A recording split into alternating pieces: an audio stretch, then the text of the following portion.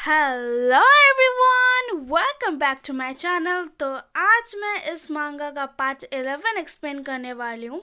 Start करने से पहले सो सॉरी कि मैंने इस वीडियो को डालने में थोड़ी देर कर दी, तो इसके लिए मुझे माफ़ कर देना। और इससे पहले इस मांगा का सारे पार्ट देख लेना। तो बिना टाइम वेस्टिंग के स्टार्ट करते हैं। तो स्टार्टिंग में जो भोज समारोह हो रहा था उसे दिखाया जाता है। उनमें से एक बूढ़ा आदमी बोलता है, जनरल तुम सच में हमारे कंट्री के पिलर हो। तुम इतनी कम उम्र में इतने सारे उपलब्धि पा चुके हो और कभी भी तुम असफल नहीं हुए। ऐसे ही फार्म पर बहुत सारे लोग बात कर रहे होते हैं और कोई बोलता है कि जनरल की शादी कुछ दिनों पहले ही हुई थी। ये सुनकर जितनी भी नोबल लेडीज इस कैपिटल में थी उन सबका दिल टूट गया। फिर कोई बोलता है, हाँ, जो लड़कियां जनरल को पसंद करती थी वो बाइकॉनगिन को जरूर नफरत करती होगी। तभी कोई डोर को ओपन करता है और वो बाइकॉनगिन होती है, और जब वो एंटर करती है तो सारे लोग बोलते हैं वो तो। फिर उसे देखकर जनरल चिल्लाते हैं और बोलते हैं, बाइकॉनगिन।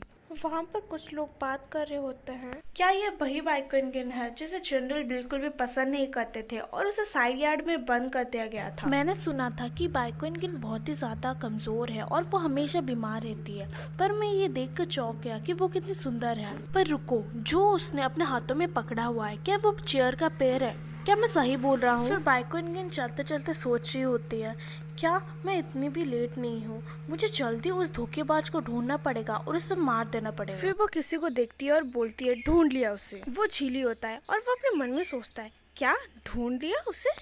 फिर बाइकॉनगिन अपने मन में बोलती है, तू साले नर्क में जा। उसी समय कोई उसका हाथ पकड़ता है। उसे देखते हुए बाइकॉनगिन बोलती है, जनरल। फिर जनरल बोलता है कि तुम अपने जानलेवा इरादों को दूर करो और आखिर तुम करना क्या चाहती हो? फिर बाइकॉनगिन बोलती है, जनरल मैं तो कुछ नहीं करने वाली थी। फिर बाइकॉनगिन बोलती है, एक्चुअली ये चेयर टूटा हुआ था तो इसलिए मैं पूछने आई थी कि इसे जोड़ूं मैं कैसे।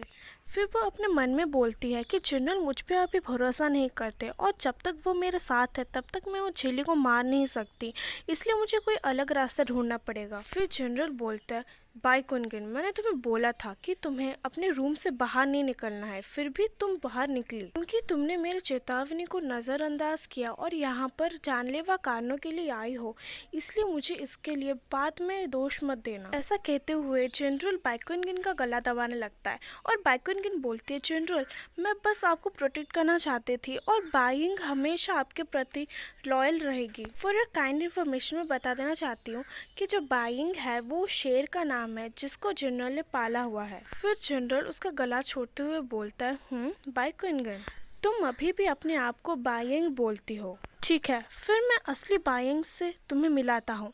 आई होप तुम बाद में पछताओगी नहीं। फिर वो वहाँ पर एक गार्ड को बुलाता है और बोलता है, जाओ और बाइंग को यहाँ पर ले आओ, और वो गार्ड बोलता है, ठीक है। फिर बाइकॉनगिन अपनी मुंह फुलाते हुए अपने मन में सोचती है कि क्या, कौन सी बाइंग? मैं तो असली बाइंग हूँ। क्या जनरल ने और एक टाइगर को पाल रखा है? ऐसा वो सोच ही रही होती है, तभी कोई गुर्राता है और वो पीछे देखती है। वो देखती है कि एक टाइगर उसके पीछे आ रहा था और वो गुर्रा रहा था। फिर वो अपने मन में सोचती है, वो तो। फिर जनरल बाइकॉनगिन के पीछे आके बोलता है कि अगर तुम्हें बाइंग बनना है तो पहले तुम्हें बाइंग को पूछना होगा कि वो इसके लिए मानती है या नहीं। फिर जनरल उसे धक्का देते हुए बोलता है, हाँ, पर तुम अगर मेरे बाघ से मारे जाओ तो तुम अपने भाग्य को दोष दे सकती हो। फिर वो अपने मन में सोचती कि ये क्या है, मैं तो व्हाइट टाइगर हूँ, पर अभी भी मेरी बॉडी यहाँ पर क्यों है? इसे देखकर ये पता चलता है कि क्यों जनरल मेरे बातों पे विश्वास नहीं करते थे कि मैं ही बाइंग हूँ। फिर वो टाइगर बाइकॉनगिन की तरफ दहाड़ते हुए कूदता है। फिर बाइकॉनगिन अपने दिमाग में सोची होती कि तुम्हारी हिम्मत कैसी हुई मेरी बॉडी को लेने की? तुमने अपनी सारी सीमाओं को लांघ दिया है। तो यहीं पर हमारा ये पार्ट 11 कंप्लीट होता है और अगले पार्ट बहुत जल्दी आने वाला है। तब तक के लिए बाय बाय।